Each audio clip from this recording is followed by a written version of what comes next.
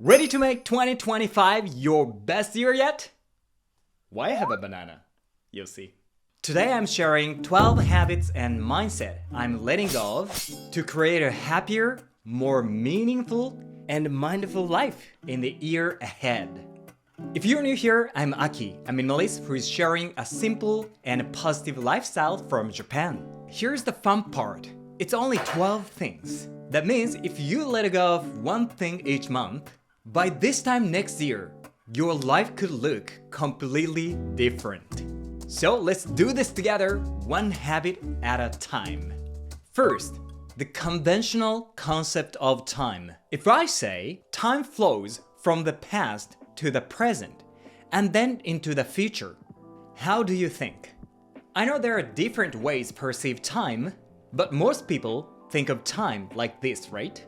But actually, this concept is what makes your life feel difficult. Because when you think the now is an extension of the past, you tend to get stuck in your past abilities. For example, let's say you've studied Japanese before but couldn't speak it well. You might think, there's no way I can start a YouTube channel in Japanese now.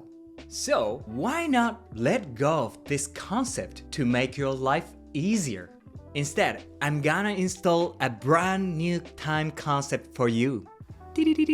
Time flows from the future to the present and go into the past. This is actually an old Japanese way of thinking. Look at this clock. This is a traditional Japanese clock called wadoke, where the face moves instead of the hands. If you look closely, doesn't it feel like time flows from the future into the present and then into the past? With this view, you're no longer stuck in the past because it lets you see that your past self has nothing to do with your now and future. See, as time passes, your past just drifts farther into the past. It doesn't affect your now and future at all. All you need to do is set an exciting future for yourself and decide what steps to take to get there. Then it'll come for you. It's not your past that shapes you now. It's your future that shapes who you are now. So for 2025, I'm embracing this future-first mindset. How about you? Wanna join me? Second, sacrificing sleep. Feeling stressed? Sleep. Can't focus? Sleep. Bad skin day? Sleep. Tired? Sleep. Here's my take, but 80% of health problems can be solved by just sleeping. A good night's sleep clears your mind, balances your hormones, and just makes everything better, doesn't it? Sleep is the ultimate medicine. I know it, and you know it too, right? But sometimes I still stay up late. The next day, total mess. Couldn't focus and my productivity just dropped. So here's my promise. I'm gonna get at least 7 hours of sleep, no matter what. Think of the day as 17 hours long instead of 24. Let's embrace it together and let's get more sleep. Third, being afraid of loneliness. As you know, I used to be a teacher, but now I work solo as a content creator. The result? Feeling lonely. Honestly, I was so scared of feeling lonely that I started meeting up with people for no real reason. But one day, when I was on my bicycle, it hit me. Why not just enjoying the loneliness? Because loneliness actually gives you all this free time with no interruptions. It's like you receive ultimate freedom. Isn't it great? So if you don't enjoy that time, isn't it kind of a waste? At least I thought that way. So I started finding hobbies I could enjoy alone. Like going to saunas, having matcha picnics, or even dining with indigo. Now, I genuinely enjoy my solo time. When you can have time with your friends and also enjoy being alone, life gets even more satisfying. In 2025, I'm gonna enjoy my alone time even more. Fourth, taking work too seriously. I used to think work was everything. Like my whole life revolved around it.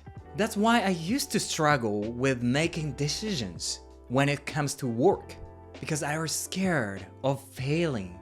But here's the reality.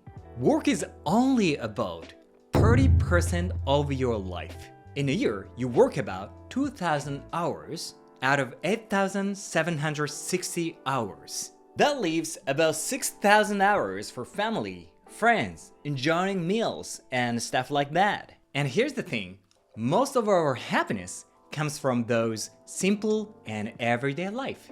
So the other 70% might actually be more important than this 30%. Looking at it like this, I feel like I can start taking work less seriously. So next year, I'll enjoy work more without overthinking it. Fifth, hiding my weaknesses. Let me tell you, for a long time, I've been hiding my flaws. Yeah, for example, I freeze up when speaking in front of people. My mind just goes blank. Some of you might think, wait, you're on YouTube.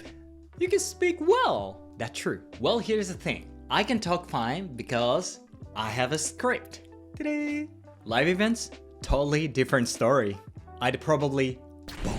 But next year, I'm trying to embrace my weaknesses. Why? Because owning your flaw makes you more real and reliable. Think of my favorite character, Zoro from One Piece. You know Zoro? He's samurai, super strong, but also hilariously bad with directions. His flaws make him way more lovable and attractive, right? Then I realized, oh, it's okay to show my weaknesses like Zoro. Yeah, when we are open about our struggles, it might feel embarrassing, but we grow up and connect with others on a deeper level. So, changing how you think about weakness could make 2025 your most confident and honest year yet. Sixth, negative words. Did you know that in Japan, we believe words have a special power? It's called kotodama, the spirit of words. Basically, the words you can use can shape your whole world. For example, if I say, I love matcha, that's what I always say, and guess what? Matcha lovers magically show up in my life. Like that, when you use positive words, you attract positive people and experiences. But the negative words, they do the opposite. They bring negativity into your world.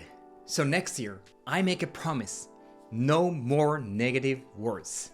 Never let negative, pessimistic, or discouraging words come out of your mouth. Be so strict about it that those words simply don't exist in your vocabulary anymore. By Japanese philosopher Nakamura Tenpu. Seventh, breaking promise to yourself. Here is something that always puzzled me. I block time in my Google Calendar for my tasks. If it's a meeting with someone, I'll show up without fail. Well, honestly, sometimes I do forget. But when it's time just for myself, I easily break the promise. Like I block an hour to write a script, but instead, I'll end up sipping matcha and thinking, I'll do it later. But here's the thing. When I do that, I'm breaking promise to myself. Imagine if your business partner shows up late to meetings all the time. It'll be super annoying and you'd be disappointed in him, right? But that's exactly what I've been doing to me. So in 2025, I'll become a man who keeps his promises to himself. Eighth, procrastinating decisions. Look at this. Ta-da! This is a Samurai Matcha logo! Woohoo! And here's a question. How long do you think it took for me to decide on this logo? It's 2 years. 2 years. Why? Because I kept putting off the decision. Like I said, I took my work so seriously, always thinking, what if people don't like it? Is there a better design? But here's the simple truth. nothing moves forward until you decide. So next year, I'm gonna take a lighter approach to decision making. I'll give myself permission to trust my gut and go with something 80% okay. 9th, living by others' opinions. When I was in my 20s, I chose to live freely. People told me, you should get a stable job. Then I became a teacher, and they said it didn't suit me. And when I went freelance, they asked, why not go back to teaching? I was like, what?